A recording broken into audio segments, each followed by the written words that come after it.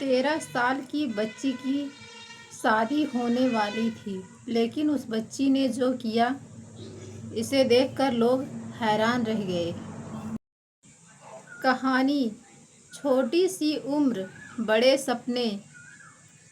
बहुत समय पहले की बात है। एक गांव में एक लड़की रहती थी जिसका नाम था गुड़िया। वह पढ़ाई में बहुत ही तेज थी, सबकी बातें मानती थी और बहुत अच्छे से रहती थी। वह पढ़ना चाहती थी, उसकी किताबें ही उसकी दुनिया थी। वह बचपन से ही कुछ बड़ा करने को सोच रही थी। वह चाहती थी कि मैं पढ़ लिख कर टीचर बनूंगी। लेकिन यह दिन ये सब बदल गया। गुड़िया के माता पिता ने गुड़िया की शादी तय कर दी। जब यह बात गुड़िया को पता चली तो गुड़िया रोने लगी। उसने अपनी माता पिता से कहा, माँ, पिताजी, मैं अभी शादी नहीं करना चाहती। शादी करने का वही पुराना कारण था, समाज का डर, भय, गरीबी। इसी कारण उसके माता पिता उसकी शादी करना चाहते थे, लेकिन वह इस शादी से खुश नहीं थी। माँ, मुझे और पढ़ना है, यह कहकर गुड़िया रोती रही, बिलखती रही, लेकिन गुड़िया की आवाज़ किसी ने नहीं सुनी। शादी का दिन करीब आ गया।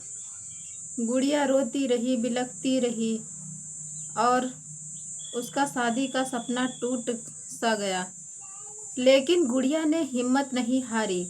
उसने अपनी स्कूल टीचर से मदद मांगी। टीचर ने तुरंत कदम उठाया। उन्होंने गांव के सरपंच और अधिकारियों को यह खबर दी। तुरंत शादी के दिन ही वह टीम आ पहुंची और बच्ची की शादी रुक गई। पूरे गांव में ऐसा पहली बार हुआ था जब एक लड़की की शादी रुकी थी और उसकी पढ़ाई फिर से जारी की थी। गुड़िया फिर से स्कूल जाने लगी और खुश रहने लगी। गुड़िया ने खूब पढ़ाई किया और मन लगाकर एक दिन वह सरकारी टीचर बन गई। अब वह खुद लोगों से कहती थी कि शादी की सही उम्र आने पर ही शादी करनी चाहिए। शादी की एक उम्र होती है, लेकिन सपनों की कोई उम्र नहीं होती है।